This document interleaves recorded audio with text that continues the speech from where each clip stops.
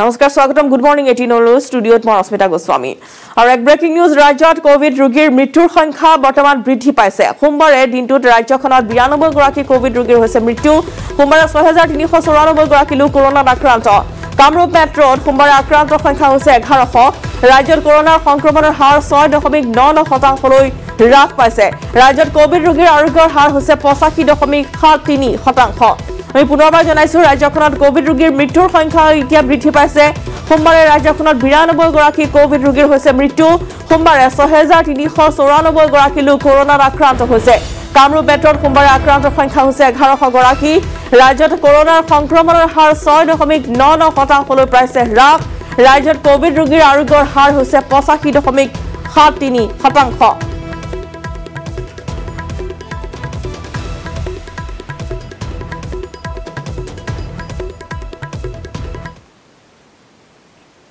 হৰফলে শুকুৰবাৰৰ পৰা আন্তঃজিলা যাতায়াত বন্ধ ঘোষণা কৰা হৈছে মুখ্যমন্ত্ৰী ডক্টৰ হিমন্ত বিশ্ব শৰ্মাৰ এই ঘোষণা গ্ৰামাঞ্চলৰ সংক্ৰমণ ৰোধৰ বাবে গ্ৰহণ কৰা হৈছে পদক্ষেপ অচিৰে প্ৰকাশ পাব আনুষ্ঠানিক নিৰ্দেশনা পুনৰবাৰ জনাইছো যে আন্তঃজিলা যাতায়াত বন্ধ ঘোষণা কৰা হৈছে শুকুৰবাৰৰ পৰা আন্তঃজিলা যাতায়াত কৰিব নোৱাৰিব কোনো যাত্ৰীয়ে মুখ্যমন্ত্ৰী ডক্টৰ হিমন্ত বিশ্ব শৰ্মাৰ এই ঘোষণা গ্ৰামাঞ্চলত এতিয়া সংক্ৰমণ ৰোধৰ বাবে এই পদক্ষেপ গ্ৰহণ কৰা হৈছে অচিৰে আনুষ্ঠানিক নিৰ্দেশনা প্ৰকাশ পাব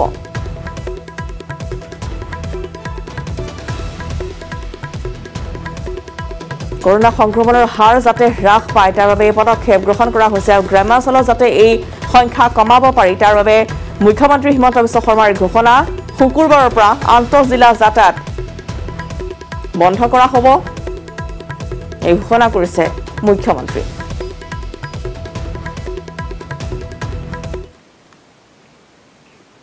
আৰু ইফালে MMCH পৰ্যবেক্ষণ কৰিলে মুখ্যমন্ত্ৰী ডক্টৰ হিমন্ত বিশ্ব শৰ্মাই মহানগৰী মহেন্দ্ৰ মোহন চৌধুৰী হাস্পতালত উপস্থিত হৈ কোভিড ৰোগীৰ চিকিৎসাৰ বুজ লয় মুখ্যমন্ত্ৰীগৰাকীয়ে তেওঁ কয় যে কোনো লোকে বহুদিনলৈ হোম আইসোলেশনত থাকিব নালাগে অন্যথা চিকিৎসকে কৰিবলগীয়া একোই নাথাকে লগতে MMCHত ICU বেড বৃদ্ধি কৰা হৈছে বুলি তেওঁ মন্তব্য কৰে পুনৰবাৰ জনাইছো যে MMCH এনেদৰে পৰিদৰ্শন কৰিছে মুখ্যমন্ত্ৰী হিমন্ত বিশ্ব শৰ্মাই আৰু তাৰ পিছতে তেওঁ উল্লেখ কৰিছে যে কোনো লোকে যাতে দীৰ্ঘদিন ধৰি তেওঁলোকে হোম আইসোলেশন ল'ব নালাগে অন্যথা চিকিৎসকে কৰিবলগীয়া একো নাথাকে অৰ্থাৎ চিকিৎসা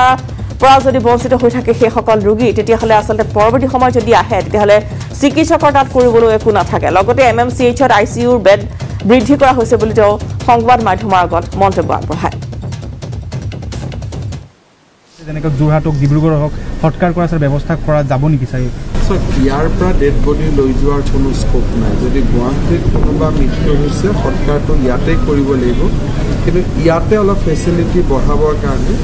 আমি অলপ চিন্তা কৰি আছো কালি পৰহি মই যাম তেতিয়া আপোনালোকৰ তাতে কৰিম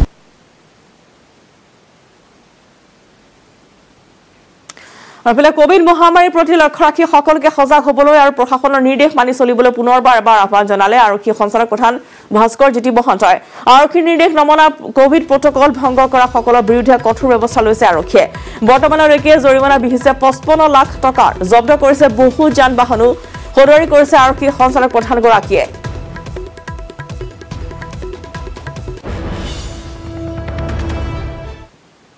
इंटर डिस्ट्रिक्ट मुभमेंट आपलोगे गम पाइसे चागे अति सोनकाले आपलोगे घोषणा शुनिबले पाब आंतर जिलार मुभमेंटो एतिया बर्तमान चलि आछे किन्तु अहा शुक्रबार पर आपलोगे बेलेग खबर पाब ए संक्रांत होम डेलिवरी सिस्टेम तो विशेषके जेनेके जोमेटो बा अन्यान्य होम डेलिवरी एनेका यूनिटबोर आछे तेलुকক जोगेदी बा अदरवाइज दुकानीखिनि निजेও तेखेतलोके जदि घरे घरे কাবাক চাউল লাগে 5 কিলো তেওঁলোকে দোকানীসকলে গৈ ঘৰত দি থৈ আহে কাবাক কিবা এটা লাগে যেনেকুৱা মনোহাৰী কিবা বস্তু কন্যা সামগ্ৰী সেইখিনি ঘৰত গৈ দি থৈ আহে গতিকে এইখিনি ক্ষেত্ৰত আমি চৰকাৰক অনুৰোধ কৰিছোঁ এটা নিয়ম বনাবৰ কাৰণে কিন্তু নিয়মটো বনাওঁতে হয়তো টাইম লাগিব প্ৰায় 55 লাখ টকা আমি এইবাৰ ফাইন হিচাপত ৰিয়েলাইজ কৰিছোঁ আৰু বহুতো গাড়ী মুখ সীমাই মানে সংখ্যাটো ইমান বেছি আমি অধিকৃত কৰিছোঁ কাৰফিউ চলি অহাৰ কাৰণে বা কোনো অন্যায়ভাৱে ঘূৰাৰ কাৰণে নিয়ম নীতি নেমানি কোভিড বিধি ভংগকাৰীৰ ওপৰত বোকাখাট আৰক্ষীৰ লাঠিৰ কোব সান্ধ্য আইনৰ সময়ত এনে অলাই বনাই ঘূৰি ফুৰা একাংশ লোককো সকিয়নি আৰক্ষীৰ প্ৰশাসনে বাৰম্বাৰ অনুৰোধ কৰাৰ পিছতো কোভিড বিধি ভংগ কৰিবলৈ কুণ্ঠাবোধ নকৰে একাংশ লোকে কাৰ্ফিউ লংঘন কৰি দুপৰীয়া 12 বজাৰ পিছত নগৰাঞ্চলত ঘূৰি ফুৰা লোকৰ বিৰুদ্ধে কঠোৰ হৈ পৰিছে বোকাখাট আৰক্ষী আৰু তাৰ যিসকলে এনেদৰে কোভিড প্ৰটকল মানি চলা নাই তেওঁলোকক কঠোৰ হাতেৰে দমন কৰিছে বোকাখাটৰ দৃশ্য আমি দেখুৱাইছো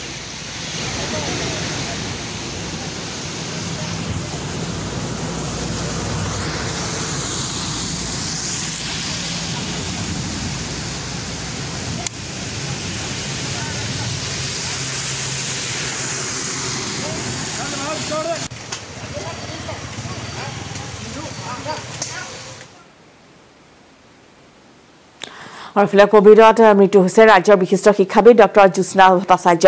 গুৱাহাটী মহানগৰী নিমকেয়াৰ হস্পিটালত চিকিৎসাধীন অৱস্থাতে মৃত্যু হৈছে তেখেতৰ ডক্টৰ ভট্টাচাৰ্য কটন মহাবিদ্যালয়ৰ দৰ্শন বিভাগৰ প্ৰাক্তন মুৰব্বী অধ্যাপিকা আছিল তেওঁ ৰচনা কৰিছিল দৰ্শনৰ পাঠ্যক্ৰমৰ বহু পাঠ্যপুথি এঞ্জেলিকা জুনিয়ৰ কলেজৰ অধ্যক্ষৰ পদত অধিষ্ঠিত আছিল ডক্টৰ ভট্টাচাৰ্য পুনৰবাৰ জনাইছো যে কোভিডত মৃত্যু হৈছে ৰাজ্যৰ বিশিষ্ট শিক্ষাবিদ ডক্টৰ জুস্না ভট্টাচাৰ্য গুৱাহাটী মহানগৰী নিমকেয়াৰ হস্পিটালত চিকিৎসাধীন অৱস্থাতে মৃত্যু খাবতি লৈছে ডক্টৰ ভট্টাচাৰ্য কটন মহাবিদ্যালয়ৰ দৰ্শন বিভাগৰ প্ৰাক্তন মুৰব্বী অধ্যাপিকা আছিল জুস্না ভট্টাচাৰ্য তেওঁ ৰচনা কৰিছিল দৰ্শনৰ পাঠ্যক্ৰমৰ বহু পাঠ্যপুথি এঞ্জেলিকা জুনিয়ৰ কলেজৰ অধ্যক্ষৰ পদত অধিষ্ঠিত আছিল ডক্টৰ ভট্টাচাৰ্য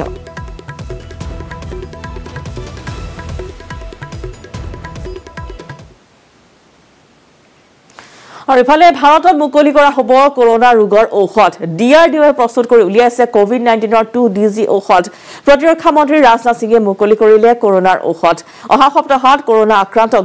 बहुत ही अपनी प्रभावी भूमिका का निर्वाह करेगी और हमारे वैज्ञानिकों ने जो इस ड्रग का इजाद किया है जो इस ड्रग को तैयार किया है मैं तो उनको अपनी तरफ से बधाई देना ही चाहता हूं पूरे DRDO को बधाई देना चाहता हूं DRDO के हमारे चेयरमैन को भी बधाई देना चाहता हूं डॉक्टर जी सतीश रेड्डी को भी जैसे जब इसमें कामयाबी हासिल हुई तो जब उन्होंने इसकी जानकारी मुझे दी तो सचमुच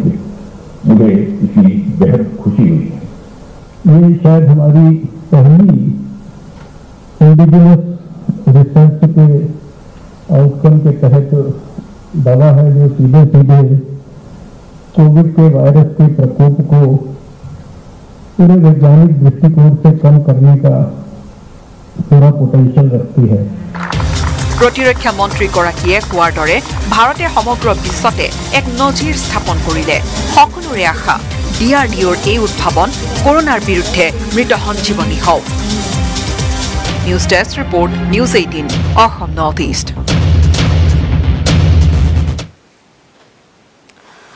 দক্ষিণ শালমৰা টুমনি নকল সোণৰ সৰবৰাহ 2 কেজি নকল সোণ সৰবৰাহ কৰি জালত পৰিলে এজন সৰবৰাহকাৰী দক্ষিণ শালমৰা মানকাছৰ জিলাৰ দক্ষিণ শালমৰা থানা এলেকাৰ টুমনি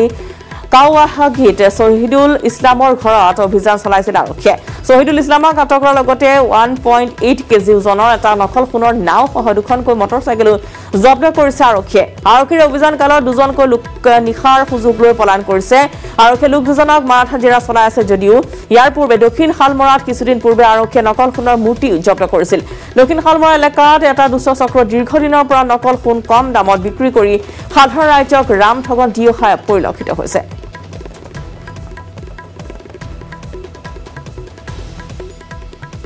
এটা সোণৰ লেখীয়া বস্তু জব্দ কৰিছো আৰু এইটো পৰীক্ষাৰ কাৰণে আমি তদন্ত চলাই আছো আৰু এইটো সংক্ৰান্ত এটা বৃহৎ গ্ৰুপ জড়িত হৈ আছে আমি বৃহৎভাৱে এইটো তদন্ত চলাইছো আটক কৰা হৈছে নেকি ইতিমধ্যে এজনক আটক কৰা হৈছে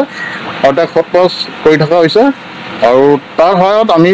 বাকী গ্ৰুপটোক কৰায়ত্ব কৰাৰ কাৰণে যত্ন মাতিছো এইটো কি স্যাৰ ক'ৰ পৰা ধৰিলে এইটো টুমনি বজাৰৰ ওচৰত চাইডৰ ইছলামৰ ঘৰৰ পৰা আগে পিছে দক্ষিণ শালমৰা দেখা গৈছিল ইয়াৰ পূৰ্বে নকল সোণ জব্দ হৈছিল এইটো কি নকল নে তেনেকুৱা কিবা এইটো পৰীক্ষা কৰিব লাগিব এইটো এক্সপাৰ্টে ক'ব পাৰিব হোম আইসোলেশনৰ নতুন উপায় উলিয়ালে তেলেংগানাৰ নালগোণ্ডা জিলাৰ 18 বছৰীয়া ছাত্ৰ শিৱাই 11 দিন কটালে গছৰ ওপৰতে হোম আইসোলেশনৰ সময়ত ঘৰত নাথাকি 11 দিন থাকিল গছৰ ওপৰত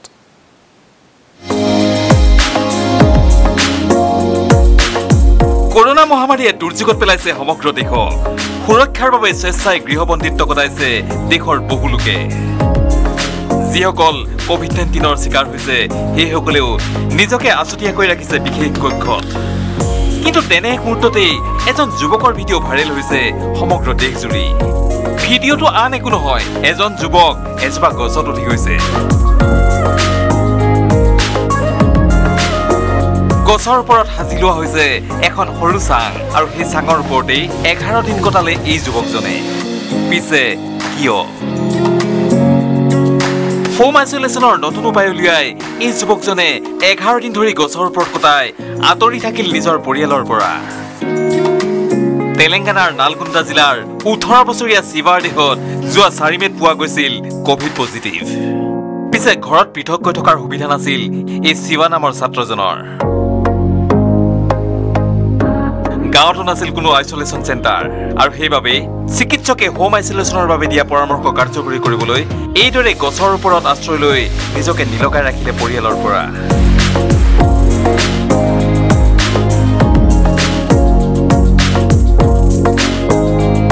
ছাত্ৰজনৰ কৰ্মকাণ্ড এতিয়া চৰ্চিত হৈ পৰিছে সমগ্ৰ দেশত।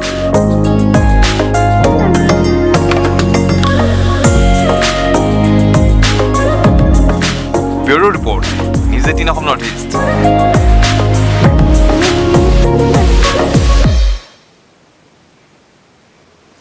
শোণিতপুৰ জিলাৰ চলিত প্ৰশাসনৰ উচ্ছেদ অভিযান। জিলাখনৰ জামুগুৰি হাটৰ দীঘলী চাপৰি,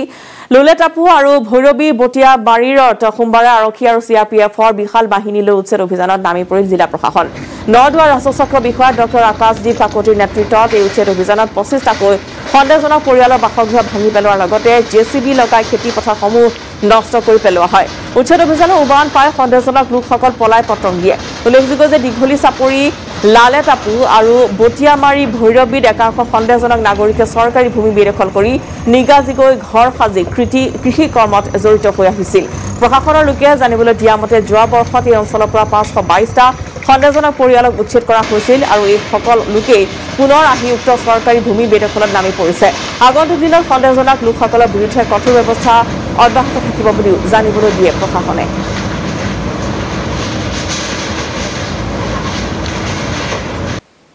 খবৰ পালোঁ যে আমি যোৱা বছৰ যিখিনি লোকক উচ্ছেদ কৰিছিলোঁ, পুনৰ তাৰে কেইঘৰমান লোক 20 পৰা 25 ঘৰ লোক পুনৰ এই স্থানত আহি পুনৰ বসবাস কৰাৰ চেষ্টা কৰা দেখা গৈছিলে। তো আজি আমি প্ৰশাসনৰ তৰফৰ পৰা পুলিচ আৰু অৰ্ধসামৰিক বাহিনীৰ জৰিয়তে আমি এই অঞ্চলখিনি উচ্ছেদ কৰিছোঁ। সোমবাৰে জনতা ভৱনত নাম কীৰ্তন পূজা অৰ্চনা কৰি চৰকাৰী কাৰ্যালয়ত প্ৰৱেশ কৰিলে 2 কেবিনেট মন্ত্ৰীয়ে। ইয়াৰে এজন শ্ৰম মন্ত্ৰী সঞ্জয় কিষাণ আৰু আনজন হৈছে পৰ্যটন, সাংস্কৃতিক পৰিক্ৰমা, ক্ৰীড়া আৰু শক্তি বিভাগৰ মন্ত্ৰী বিমল বৰা।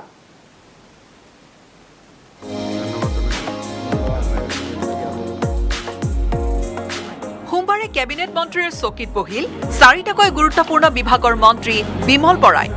জনতা ভৱনৰ ডি ব্লকৰ 4ৰ্থ মহলাত নাম কীৰ্তন কৰি বিমল বৰাই এনেদৰে চৰকাৰী কাৰ্যালয়ত প্ৰৱেশ কৰে। কেবিনেট মন্ত্ৰীৰ চকীত বহাৰ সময়ত ভকত বৈষ্ণৱে তাল শংখ বজাই আশীৰ্বাদ দিয়ে। পৰ্যটন, সাংস্কৃতিক পৰিক্ৰমা, ক্ৰীড়া আৰু শক্তি বিভাগৰ মন্ত্ৰী হিচাপে দায়িত্ব লোৱা বিমল বৰাই মুখ্যমন্ত্ৰীৰ নিৰ্দেশক্ৰমে বিভাগকেইটা আগবঢ়াই নিব আৰু কোভিডৰ সময়ত সকলোকে সহায় সহযোগ কৰাৰ আশ্বাস দিয়ে। ৰাইজৰ মনৰ আশা আকাংক্ষাখিনিক আগুৱাই লৈ যাবৰ কাৰণে অসম চৰকাৰৰ অন্তৰ্গত 4টা বিভাগৰ মন্ত্ৰী হিচাপে মোক দায়িত্ব অৰ্পণ কৰিছে আৰু আজি আনুষ্ঠানিকভাৱে ভকত বৈষ্ণৱসকলৰ আশীৰ্বাদ লৈ, আমাৰ জ্যেষ্ঠ কাৰ্যকৰ্তাসকলৰ আশীৰ্বাদ লৈ সকলোকে শ্ৰদ্ধা জনাই আজি এই দায়িত্ব গ্ৰহণ কৰিছোঁ। মই ক্ৰীড়া বিভাগো ক্ষতি হৈছে, ঠিক তেনেধৰণে পৰ্যটনো যথেষ্ট ক্ষতি হৈছে, সাংস্কৃতিক বিষয়টোও চাবলগীয়া আছে। মই ভাবোঁ যে আমাৰ চৰকাৰৰ সুন্দৰ ব্যৱস্থাপনাত আমি খুব কম সময়ৰ ভিতৰত আমি এই কোভিডৰ এই সংক্ৰমণৰ পৰা আমি মুক্তি লাভ কৰিবলৈ সক্ষম হ'ম। ইপিনে ডক্টৰ হিমন্ত বিশ্ব শৰ্মা চৰকাৰৰ কেবিনেট মন্ত্ৰী সঞ্জয় কিষাণে ঈশ্বৰৰ ওচৰত পূজা অৰ্চনা কৰি জনতা ভৱনৰ ই ব্লকৰ 1ম মহলাৰ কাৰ্যালয়ত প্ৰৱেশ কৰে। মুখ্যমন্ত্ৰী হিমন্ত বিশ্ব শৰ্মাৰ দৰে 24 ঘণ্টাই কাম কৰিবলৈ সাজু শ্ৰম মন্ত্ৰী সঞ্জয় কিষাণ। শ্ৰমিকসকলৰ সৰ্বাংগীন উন্নয়নৰ বাবে প্ৰতি জিলাৰ শ্ৰম বিভাগৰ কাৰ্যালয়বোৰ কাৰ্যক্ষম কৰাত গুৰুত্ব দিব বুলি জনালে মন্ত্ৰী সঞ্জয় কিষাণে। সকলোবিলাক কাৰ্যালয় যাতে সক্ৰিয়তাৰে কাম কৰে, মানুহৰ সেৱাৰ নিমিত্তে কাম কৰে, মই ভগৱানৰ ওচৰত প্ৰাৰ্থনা কৰিছোঁ, ৰাইজৰ ওচৰত আশীৰ্বাদ বিচাৰিছোঁ। মাননীয় মুখ্যমন্ত্ৰী ডক্টৰ হেমন্ত বিশ্ব শৰ্মা ডাঙৰীয়া অতি ক্ষিপ্ৰতাৰে দায়িত্ব লোৱাৰ পাছতেই তেওঁ কাম আৰম্ভ কৰিছে আৰু লগতে আমাকো তেওঁ নিৰ্দেশ দিছে যে আমি প্ৰয়োজন হ'লে 24 ঘণ্টাই আমি কৰ্মত ব্যস্ত থাকিব লাগিব। চাহ শ্ৰমিকৰ দৈনিক মজুৰি বৃদ্ধিৰ ক্ষেত্ৰতো চৰকাৰে কাম কৰিব বুলি সদৰি কৰে শ্ৰম মন্ত্ৰী সঞ্জয় কিষাণে। শ্ৰমিকসকলৰ যি মজুৰি ইয়াক আমি বৃদ্ধি কৰিছোঁ। কিছুমান মালিক গোষ্ঠীয়ে তেওঁলোকে কোৰ্টলৈ গৈছে আৰু ইতিমধ্যে আমি কোৰ্টৰ লগত আমি ফাইট কৰি আছোঁ। শ্ৰমিকসকলৰ যি প্ৰাপ্য অধিকাৰ তেওঁলোকক প্ৰদান কৰাৰ ক্ষেত্ৰত আমি সদায় আমাৰ যি দায়িত্ব আছে ইয়াক পালন কৰি যাম। ইফালে স্বাস্থ্য বিভাগৰ মন্ত্ৰিত্বৰ দায়িত্ব গ্ৰহণ কৰি তৎপৰ হৈ পৰিছে কেশৱ মহন্তও। মুখ্যমন্ত্ৰীৰ নিৰ্দেশ পালন কৰি কৰিমগঞ্জত উপস্থিত হয় স্বাস্থ্য মন্ত্ৰী কেশৱ মহন্ত। কৰিমগঞ্জ অসামৰিক চিকিৎসালয় পৰিদৰ্শন কৰি লেতেৰা পৰিৱেশৰ বাবে চিকিৎসালয় অধীক্ষকক ভৰ্ৎসনা কৰে মন্ত্ৰীগৰাকীয়ে। চিকিৎসালয়ৰ ICUৰ কাম লেহেমীয়া গতিত চলাৰ বাবে ঠিকাদাৰকো সকিয়নি প্ৰদান কৰে মন্ত্ৰী মহন্তই।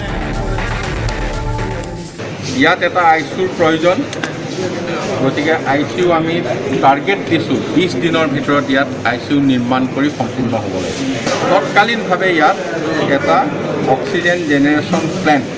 আমি নিৰ্মাণ কৰিম। 20 দিনৰ কামটো কৈ দিয়া এনেই নহয়, কোনদিনা কোনটো কাম কৰিব এতিয়া লিষ্ট বনাই আনি মোক দিছে। মই তাত কৈছিলোঁ যে লিষ্ট বনাই আনি মোক দিছে কেনেকৈ 20 দিনত হ'ব, আজি কোনটো কাম কৰিব, কাইলৈ কোনটো কাম কৰিব, তাৰ প্ৰত্যেক দিনৰ হিচাপ কৰি মই 20 দিনৰ টাৰ্গেট দিছোঁ। আনহাতে অহা 21 মে'ৰ পৰা অসম বিধানসভাৰ অধিৱেশন আৰম্ভ হ'ব। 3দিনীয়াকৈ আৰম্ভ হ'বলগীয়া অধিৱেশনৰ প্ৰথম দিনা প্ৰটেম অধ্যক্ষ নিৰ্বাচনৰ পিছতে নৱনিৰ্বাচিত বিধায়কসকলে শপত গ্ৰহণ কৰিব। বিজু কুমাৰ ডেকাৰ report, news 18 Assam north east. 15 সংখ্যক অসম বিধানসভাৰ বিৰোধী দলপতি পদত কোন অধিষ্ঠিত হ'ব তাকে লৈ বিৰোধী দল কংগ্ৰেছৰ ভিতৰ চৰাত এতিয়া চৰ্চা চলি থকাৰ সময়ছোৱাতেই 3জনকৈ জ্যেষ্ঠ নেতাৰ নাম উচ্চাৰিত হৈছে। পিছে চূড়ান্ত সিদ্ধান্ত ল'ব কংগ্ৰেছৰ ৰাষ্ট্ৰীয় সভানেত্ৰী সোনিয়া গান্ধীয়েহে। মহাজোঁট গঠন কৰিও শাসনৰ গাদীত বহিব নোৱাৰিলে কংগ্ৰেছ। দিছপুৰত বহিবলৈ সমৰ্থন হোৱা কংগ্ৰেছ এতিয়া বিৰোধীৰ আসনত। পিছে প্ৰশ্ন উত্থাপন হৈছে, কোন হ'ব বিৰোধী দলপতি? দৌৰত দেৱব্ৰত শইকীয়া, ভৰত নৰ আৰু ৰকিবুল হুছেইন। বিৰোধী দলপতি নিৰ্বাচন সন্দৰ্ভত যোৱা 3 মে'ত কংগ্ৰেছৰ বিধায়ক মেঘালয়ৰ প্ৰাক্তন মুখ্যমন্ত্ৰী মুকুল চাংমা আৰু কংগ্ৰেছ তত্ত্বাৱধায়ক জিতেন্দ্ৰ সিঙৰ উপস্থিতিত এক বৈঠক অনুষ্ঠিত হৈছিল। এই বৈঠকৰ পিছতেই বিৰোধী দলপতি নিযুক্তি দিবলৈ দলটোৰ সভানেত্ৰী সোনিয়া গান্ধীলৈ পত্ৰ প্ৰেৰণ কৰা হৈছিল। যিসকল বিধায়িনী কংগ্ৰেছ দলৰ বিধায়ক নিৰ্বাচিত হৈছিলোঁ, আমাৰ এখন মিটিং হৈছিলে যোৱা 3 তাৰিখৰ দিনা গুৱাহাটীত। তাত আমাৰ কেন্দ্ৰীয় পৰ্যবেক্ষক মেঘালয়ৰ প্ৰাক্তন মুখ্যমন্ত্ৰী মুকুল চাংমা ডাঙৰীয়া আছিলে আৰু আমাৰ সাধাৰণ সম্পাদক জিতেন্দ্ৰ সিং ডাঙৰীয়া আছিলে। তাতে আমি বিৰোধী দলৰ দলপতি আমাৰ মানে কংগ্ৰেছ বিধায়িনী দলৰ কোন হ'ব লাগে এই ক্ষেত্ৰত নিৰ্বাচন কৰিবলৈ আমাৰ দলৰ উদ্বোধন কৰ্তৃপক্ষ কেন্দ্ৰীয় সভানেত্ৰী সোনিয়া গান্ধী ডাঙৰীয়াক আমি দায়িত্ব প্ৰদান কৰিলোঁ। পূৰ্বৱৰ্তী চৰকাৰৰ আমলত বিৰোধী দলপতি হিচাপে থকা দেৱব্ৰত শইকীয়াই সদৰি কৰা মতে 2 দিনৰ ভিতৰতেই বিৰোধী দলপতি নিযুক্তি দিব কংগ্ৰেছ হাইকমাণ্ডে। মই আশা কৰি আছোঁ আজি কাইলৈৰ ভিতৰতে তেখেতসকলে আমাৰ বিৰোধী দলৰ মানে কংগ্ৰেছ বিধায়িনী দলৰ দলপতি কাক মনোনীত কৰে এই খবৰটো পাম আৰু তেতিয়া আমাৰ অহা বিধানসভাত তেখেতৰ নেতৃত্বতে আমাৰ কংগ্ৰেছ দল বিধানসভাত পৰিচালিত হ'ব। এতিয়াও আমি খবৰ পোৱা নাই, মই আশা কৰি আছোঁ আজিকালিৰ ভিতৰতে নিশ্চয় এটা খবৰ আহিব। বিজু কুমাৰ ডেকাৰ report, news 18 Assam north east. Good morning 18। ৰাজ্যখনত কোভিড ৰোগীৰ মৃত্যুৰ সংখ্যা বৰ্তমান বৃদ্ধি পাবলৈ ধৰিছে। সোমবাৰে ৰাজ্যত 92 গৰাকী কোভিড ৰোগীৰ হৈছে মৃত্যু। সোমবাৰে 6394 গৰাকী লোক কৰোণাত আক্ৰান্ত। কামৰূপ মেট্ৰত সোমবাৰে আক্ৰান্তৰ সংখ্যা হৈছে 1100 গৰাকী। ৰাজ্যত কৰোণাৰ সংক্ৰমণৰ হাৰ হৈছে 6.99%লৈ হ্ৰাস পাইছে। ৰাজ্যখনত কোভিড ৰোগীৰ আৰোগ্যৰ হাৰ হৈছে 85.73%। ক্ৰমান্বয়ে এতিয়া ৰাজ্যত কৰোণা আক্ৰান্তৰ হাৰ হ্ৰাস পাইছে যদিও কোভিড ৰোগীৰ মৃত্যুৰ সংখ্যা বৃদ্ধি পাইছে। সোমবাৰৰ দিনটো ৰাজ্যখনত 92 গৰাকী কোভিড ৰোগীৰ মৃত্যু হৈছে। সোমবাৰে ইতিমধ্যে 6394 গৰাকী লোক আক্ৰান্ত হৈছে কৰোণাত। কামৰূপ মেট্ৰত সোমবাৰে আক্ৰান্তৰ সংখ্যা 1100, ৰাজ্যত কৰোনা সংক্ৰমণৰ হাৰ হৈছে 6.99% হ্ৰাস ৰাজ্যত কোভিড ৰোগীৰ আৰোগ্যৰ হাৰ 85.73%। সকাহৰ বিষয় যে আৰোগ্যৰ হাৰ ক্ৰমান্বয়ে এতিয়া বৃদ্ধি পাইছে অসমত আৰু যাক লৈ এতিয়া দেখিবলৈ পোৱা গৈছে যে সকলো এতিয়া সজাগ হৈছে সচেতন হোৱা পৰিলক্ষিত হৈছে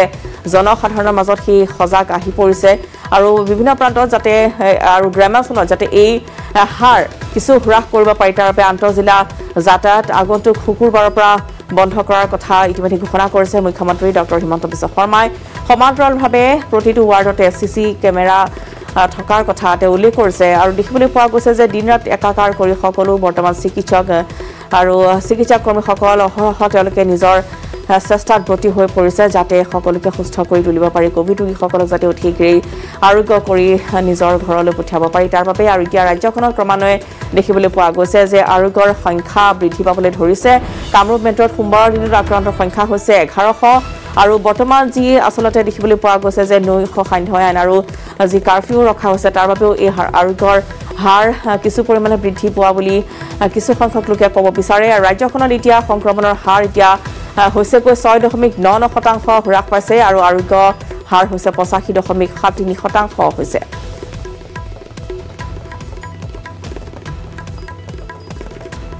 সংক্ৰমণৰ হাৰ 6.99% লৈ হ্ৰাস পাইছে গতিকে সংক্ৰমণৰ হাৰ কিছু পৰিমাণে হ্ৰাস পোৱাত কিছু সকা আমি এই মুহূৰ্তত ভাস্কৰ জ্যোতি হাজৰিকা আছে পুনপিতা কৰি গৈছো ভাস্কৰ কাষলৈ ভাস্কৰ আপোনাৰ কাষলৈ আহিছো আৰু এতিয়া যেহেতু দেখিবলৈ পোৱা গৈছে ৰাজ্যখনত আৰোগ্যৰ হাৰ কিছু পৰিমাণে এতিয়া বৃদ্ধি পাবলৈ ধৰিছে 85.73% নিশ্চিতভাৱে সকাহৰ বিষয় ভাস্কৰ আপোনাৰ পৰা জানিব বিচাৰিছো এই সন্দৰ্ভত অধিক তথ্য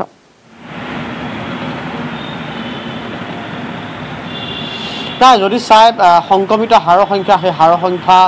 যথেষ্ট হ্ৰাস পাইছে একাধিক্ৰমে কিন্তু তাৰ বিপৰীতে মৃত্যুৰ হাৰ যদি চাই মৃত্যুৰ হাৰটো কিন্তু অস্বাভাৱিক ৰূপত বৃদ্ধি পাব ধৰিছে আৰু যাৰ ফলশ্ৰুতিত যোৱা দিনটোতেই 92গৰাকী লোকে মৃত্যুক সাৱটি দিব লগা হ'ল গতিকে তাৰ ফালৰ পৰা যদি চাই ইয়াৰ মূল কাৰণ বহুকেইটা আছে বহুকেইটা দিশ ইয়াত সামৰি ল'ব পাৰি কাৰণ ইতিমধ্যে কামৰূপ মহানগৰ উপায়ুক্তগৰাকীয়ে এই যি মৃত্যুৰ হাৰৰ যি সংখ্যা সেই সংখ্যা বৃদ্ধি হোৱা প্ৰসংগতে এটা কৈছিলে যে মানুহে আচলতে টেষ্ট কৰিব ভয় খাই আছে বহুত লোকে ঘৰতেই যদিও বা তেওঁলোকৰ দেহত কোভিডৰ লক্ষণ দেখা দিছে তথাপি তেওঁলোকে ভয়ত আচলতে ওলাই অহা নাই আৰু জ্বলাৰ ফলশ্ৰুতিত তেওঁলোকে ঘৰতেই সেই ষ্টেজ যেতিয়া পায় উপায়বিহীন হৈ পৰে তেতিয়া হস্পিটেললৈ আহে আৰু সেই সময়লৈ চিকিৎসালয়ে তেওঁলোকক বচাব নোৱাৰে আৰু যাৰ ফলশ্ৰুতিত মৃত্যুৰ যিটো হাৰ সেই মৃত্যুৰ হাৰ বাঢ়িছে গতিকে এই মুহূৰ্তত সকলোকে আহ্বান জনোৱা হৈছে ৰাজ্য চৰকাৰৰ ফালৰ পৰা যোৱাকালি মুখ্যমন্ত্ৰীগৰাকীয়ে এটা কথা কৈছিলে যে যাৰ অক্সিজেন লেভেল 90%লৈ হ্ৰাস পাব সেইসকল কোভিড ৰোগীয়ে ততাতৈয়াকৈ হস্পিটেললৈ আহক চিকিৎসালয়লৈ আহক কাৰণ অন্যথা ইয়াত তেওঁলোকক বচোৱাৰ কোনো গত্যান্ত নাই বা তেওঁলোকক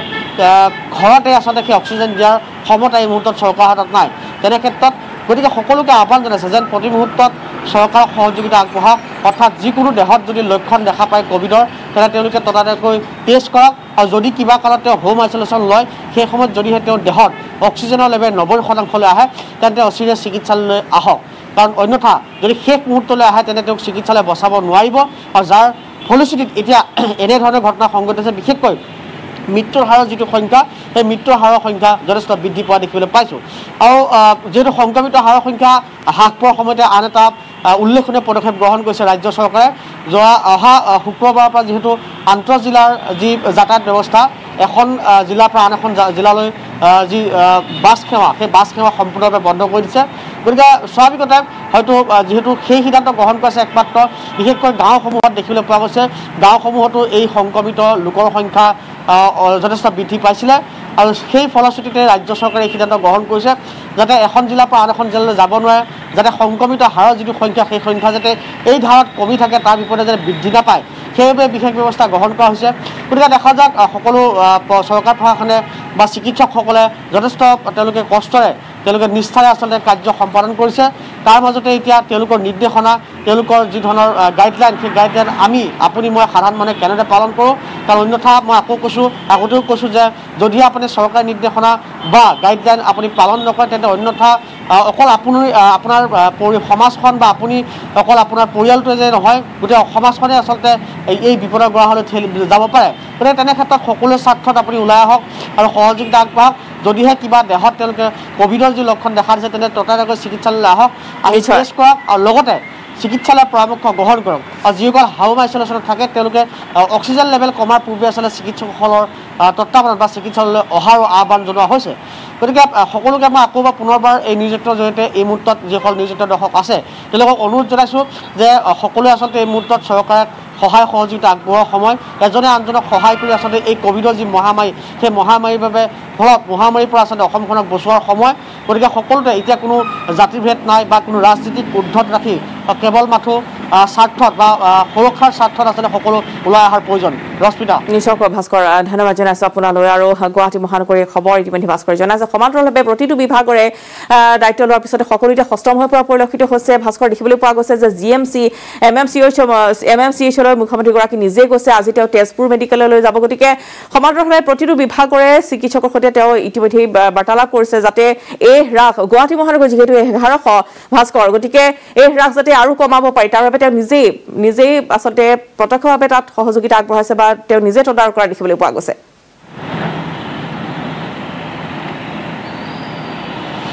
গুৱাহাটী মহানগৰীৰ সংক্ৰমিত হাৰৰ যিটো সংখ্যা যোৱা সপ্তাহত 18% বৃদ্ধি পাইছিলে কিন্তু এই সপ্তাহত দুটা দিন পূৰ্বে 13% হ্ৰাস পাইছে গতিকে যথেষ্ট ইতিবাচক এক খবৰ কিন্তু সেই ইতিবাচক খবৰ লাভ কৰিলে বোলে যদি আপুনি সকলো পাহৰি পুনৰ কোভিডৰ নীতি নিয়ম ভংগ কৰি ওলাই আহে তেন্তে নিশ্চয়কৈ আকৌ সেই পৰিস্থিতিৰ সন্মুখীন হ'ব লাগিব গতিকে সেয়া সামান্য সকাহে আমি সেই সকাহক যদি আমি সম্পূৰ্ণ সুস্থ বুলি ভাবিব নোৱাৰোঁ বা আমি সম্পূৰ্ণ যে আচলতে ইয়াত এই কোভিডৰ পৰা পৰিত্ৰাণ পালোঁ সেয়া আমি ভবাটো অনুচিত গতিকে যিহেতু প্ৰশাসনৰ ফালৰ পৰা বহু ব্যৱস্থা গ্ৰহণ কৰিছে আজিৰ পৰা ফ্লেটে গৈ তেওঁলোকে টেষ্ট কৰাৰ ব্যৱস্থা গ্ৰহণ কৰিব গতিকে ফ্লেটৰ আৱাসীসকলক বিচাৰিছে যে তেওঁলোকে সহযোগিতা আগবঢ়াওক আৰু তাৰোপৰি অচিৰে 2 দিনতেই ঘৰে ঘৰে আচলতে শাক পাচলি বিক্ৰী কৰিব কৰাৰ ব্যৱস্থা গ্ৰহণ কৰিব অৰ্থাৎ ঘৰতে আপুনি কেঁচা চব্জি বা যিকোনো সা সামগ্ৰী ঘৰতে কিনিব পাৰিব এনেকুৱা এটা ব্যৱস্থা গ্ৰহণ কৰিছে নিশ্চয় ভাস্কৰ ধন্যবাদ জনাইছোঁ প্ৰশাসনে এইসমূহ পদক্ষেপ গ্ৰহণ কৰিছে যাতে গ্ৰচাৰী সামগ্ৰী আপুনি ঘৰতে পাব পাৰে তাৰ বাবে প্ৰশাসনে যথোচিত ব্যৱস্থা গ্ৰহণ কৰিব গতিকে বজাৰে ঘূৰাৰ কোনো প্ৰয়োজন নাই যিহেতু সংক্ৰমণৰ হাৰ ক্ৰমান্বয়ে এতিয়া হ্ৰাস পাইছে সেয়া এক সকাহৰ বিষয় আৰোগ্যৰ হাৰ এতিয়া বৃদ্ধি পোৱা পৰিলক্ষিত হৈছে আৰু তাৰ বাবে এতিয়া ৰাজ্য চৰকাৰ যথেষ্ট সষ্টম হৈ পৰিছে প্ৰশাসনে যথেষ্ট কঠোৰ হৈ পৰিছে যাতে এই যি সংখ্যা আক্ৰান্তৰ সংখ্যা সেয়া যাতে কমাব পাৰি খবৰ আমি ডিজাম বাতৰি লৈছোঁ পুনৰ আন এটি বিৰতি মধুময় হওঁ মই